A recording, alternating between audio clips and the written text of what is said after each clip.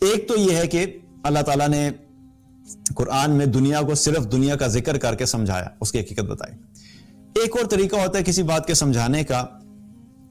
اور وہ یہ کہ کوئی انسان کمپیریزن میں سمجھائے۔ تو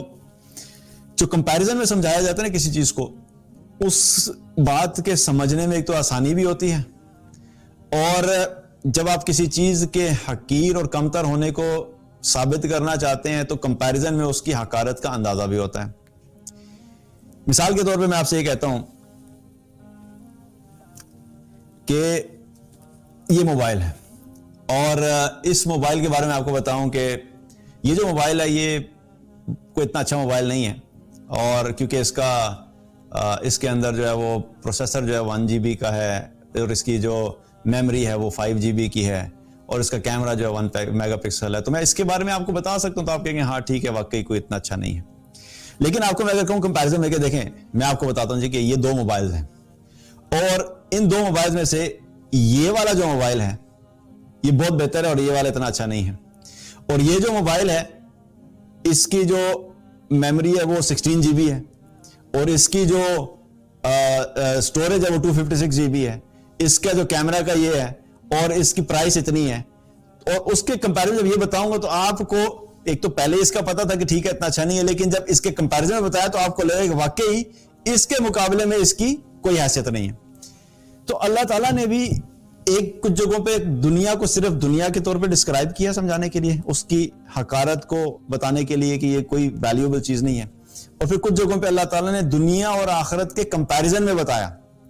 کہ دنیا اور آخرت جو ہے دونوں کا ساتھ تذکرہ کیا۔ اللہ تعالیٰ نے ایک جگہ قرآن میں فرمایا وَفَارِحُ بِالْحَيَاةِ الدُّنْيَا وَمَا الْحَيَاةُ الدُّنْيَا فِي الْآخِرَةِ إِلَّا مَتَاعٌ۔ پچھلی آیت میں بھی اللہ تعالیٰ نے کیا فرمایا تھا؟ وَمَا الْحَيَاةُ الدُّنْيَا إِلَّا مَتَاعُ الْغُرُورِ۔ اور یہاں پر بھی اللہ تعالیٰ کیا فرما رہا ہے کہ تم دنیا کی زندگی میں ہی مگن ہو، اسی کے پیچھے بھاگ رہے ہو، حالانکہ دنیا کی زندگی آخرت کے مقابلے میں جو ہے وہ متاع ہے، یعنی بہت ہی حقیر چیز ہے۔ تو اللہ نے یہاں پہ اب کمپیریزن میں بتا دیا کہ دیکھو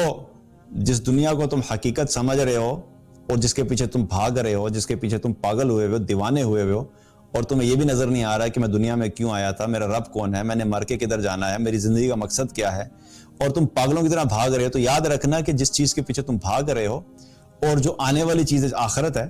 یہ دنیا اس آخرت کے مقابلے میں بہت ہی حقیر چیز ہے، اس کو بھول مت جانا۔ تو اللہ تعالیٰ نے کیا کمپیریزن میں بتایا۔ اسی طریقے سے اللہ تعالیٰ نے ایک اور جگہ پہ کیا فرمایا بل تؤثرون الحیات الدنیا والآخرۃ خیر وابقیٰ،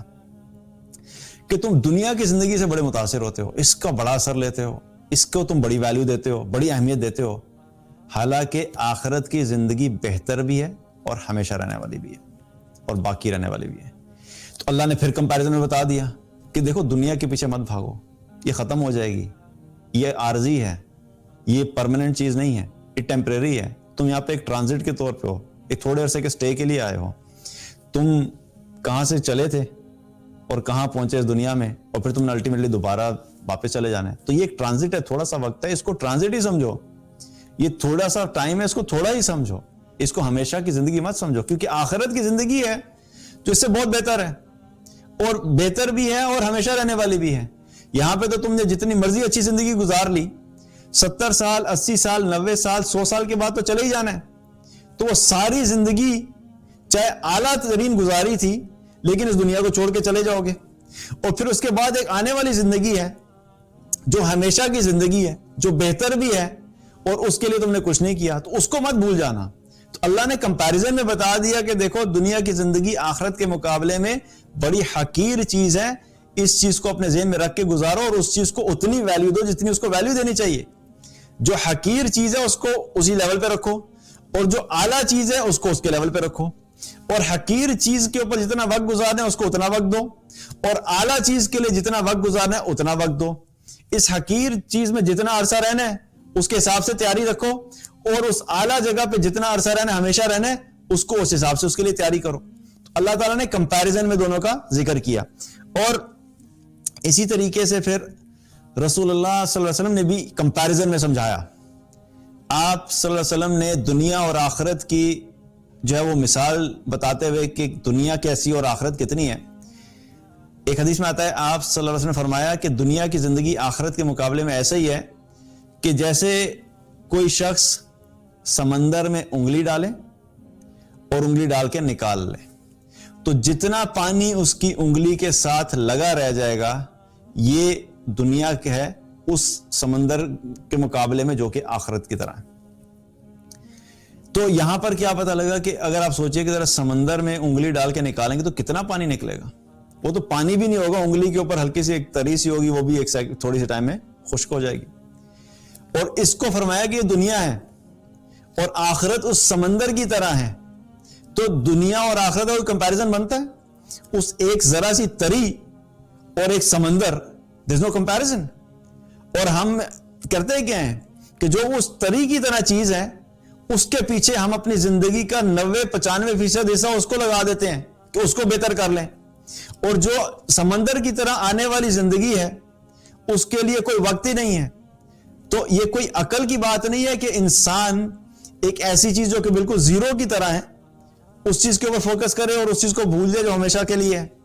اور یہ ایسے ہی ہے کہ کسی ڈیل کے اندر انسان کو کہا جائے کہ آپ اس جگہ پہ پیسے لگائیں، اپنا 1 کروڑ روپیہ لگائیں، اور 1 کروڑ روپے کے بدلے میں آپ کو 20 لاکھ روپے کا نقصان ہوگا۔ اور دوسری چیز یہ ہے کہ آپ وہاں پہ 1 کروڑ روپیہ لگائیں، آپ کو 6 سال کے اندر وہ 1 کروڑ روپیہ جو وہ بڑھتے بڑھتے جو 5 کروڑ بن جائے گا۔ اور کوئی شخص ہاں جی آپ نے دونوں آپشن مجھے بتا دی، لیکن میں نے یہ فیصلہ کیا کہ میں یہاں پہ لگاؤں گا جہاں پہ 20 لاکھ روپے کا نقصان ہوگا۔ اب اس انسان کو کوئی کہے گا عقل مند ہے؟ تو ہمارا بھی یہ معاملہ ہے کہ ہم اپنی انرجیز، اپنی طاقت، اپنی سوچ، اپنا وقت، اپنا فوکس،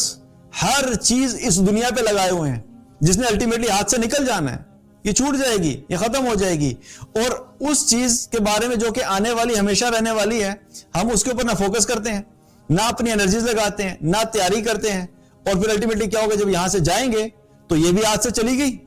اور جو ہاتھ میں آ سکتی تھی وہ بھی ہاتھ سے چلی گئی۔ تو یہ ایک لوز لوز سچویشن ہے۔ اور ایک مسلمان اور ایک مومن جو ہوتا ہے وہ کبھی بھی ایسی زندگی نہیں گزارتا کہ جو غفلت والی زندگی ہو اور وہ اپنی آخرت سے غافل ہو جائے اور اپنی دنیا کے اوپر فوکس کرے۔ تو یہاں پر بھی کیا پتہ لگتا ہے کہ رسول اللہ صلی اللہ علیہ وسلم نے دنیا اور آخرت کے کمپیریزن کے بارے میں بتایا کہ یہ اس کی حقیقت ہے، تو سمجھو اس چیز کو۔ اب ایک تو ہو گیا یہ دنیا کی حقیقت کہ ویلیو کے اعتبار سے اللہ کے نزدیک اس کی کیا حیثیت ہے، اور پھر اگر ہم دیکھیں تو اس کے اندر جو ہم زندگی گزارتے ہیں وہ مقدار کے حساب سے بھی، وہ ڈیوریشن کے حساب سے بھی اس کی کوئی ویلیو نہیں ہے۔ کیونکہ ایک تو یہ ہے کہ یا تو ہمیں یہ گارنٹی مل جائے کہ ہم نے اس میں 1000 سال رہنا ہے اور 1000 سال کی کنفرمیشن ہمارے پاس ہو، اور پھر ہم اس کو ڈیوائیڈ کر لیں کہ بھئی 1000 میں سے پہلے 500 سال جو ہے میں نے دنیا میں عیاشی کرنی ہے، پھر اس کے بعد جو اگلے 300 سال ہیں اس میں نے تھوڑا سا دین کی طرف آنا ہے، اور پھر جو آخری 200 سال ہوں گے اس میں میں نے اللہ اللہ کرنا ہے۔ ویسے بھی ہم اپنے 1000 کے علاوہ بھی جو 70 سال کی زندگی لوگوں نے اکثر نے ایسے ہی پلان کی ہوتی ہے، میں نے اپنی زندگی کے پہلے 30 سال صرف دنیا بنانے میں لگانا ہے۔ بیکاز میں دیکھتا ہوں بہت سے لوگوں کو، اسپیشلی 30 سال کی عمر تو ینگسٹرز کی ہوتی ہے، وہ اس دنیا کو کمانے کے لیے ایسے پاگلوں کی طرح بھاگ رہے ہوتے ہیں کہ جیسے ہمیشہ اس میں رہنا ہے۔ اور ینگسٹرز کے آپ 40 والے دیکھ لیں، بہت سارے اس ایج میں بھی مل جائیں گے، لیکن میجورٹی کیا ہے کہ وہ جو پیک ٹائم ہوتا ہے وہ اسی طرح ڈسٹریبیوٹ کیا ہوتا ہے۔ 30-35 سال تو پہلے میں اسٹیبلش ہو جاؤں، اور جب میرے پاس سب کچھ آ جائے گا، پھر جب میں 45 سال تک پہنچوں گا میں اپنا بزنس اسٹیبلش کر لوں گا، اور پھر جب میں 50 ٹچ کروں گا نا، پھر میں نے سوچا کہ 50 کے بعد میں نے حج کرنا ہے، عمرے کرنے ہیں، نمازیں پڑھنی ہیں، بس یہ کرنا ہے۔ تو یوں ہی ڈسٹریبیوٹ کیا ہوتا ہے۔ میں کہتا ہوں 70 سال چھوڑ کے اگر 1000 سال کی بھی کنفرمیشن آئے تو پھر بھی ایک دن تو ایسا آئے گا نا کہ 1000 سال بھی ختم ہو جائے گا۔ اور ہم سے پہلے ایسی قومیں گزری ہیں کہ جن کی ایج 70-80 سال نہیں تھی بلکہ کئی 100 سال ہوا کرتی تھی۔ نوح علیہ السلام جو اپنی قوم کو دعوت دیتے تھے تو دعوت انہوں نے دی کتنے سال؟ قرآن میں آتا ہے کہ 950 سال انہوں نے لوگوں کو اللہ کی طرف بلایا۔ 950 سال ان کی دعوت کا وقت ہے، ان کی ایج اس سے زیادہ تھی۔ تو ان کی جو قوم تھی اس کی ایج بھی اسی حساب سے تھی، پھر اگلی قوم کی تھوڑی کم ہوئی، اور کرتے کرتے کرتے کیا ہے، چونکہ ہم لوگ قیامت کے بہت قریب ہیں تو اس امت کی ایج کیا ہے، وہ ایوریج ایج 70 سال ہے۔ تو ہم تو ویسے ہی ہمارے پاس تھوڑا وقت ہے، اگر ہم ان میں سے کسی میں ہوتے جہاں پہ ایوریج ایج 500 سال ہے، 300 سال ہے، 700 سال ہے، تو پھر بھی کچھ سمجھ آتی تھی کہ چلو بڑا ٹائم ہے، اس چیز کی ہم تیاری کر لیں. تو جس کے پاس ویسے ہی 70 ہے اور 70 کی بھی گارنٹی نہیں ہے، کوئی 15 میں چلا جا رہا ہے، کوئی 20 میں چلا جا رہا ہے، کوئی 30 میں چلا جا رہا ہے، کوئی گارنٹی کسی کے پاس نہیں، اس کے باوجود ہم اس تھوڑے سے وقت کو بھی کیا اللہ کی نافرمانی میں نکال دیں، تو کتنی بڑی جو ہے وہ انسان کے لیے ہلاکت کی بات ہے.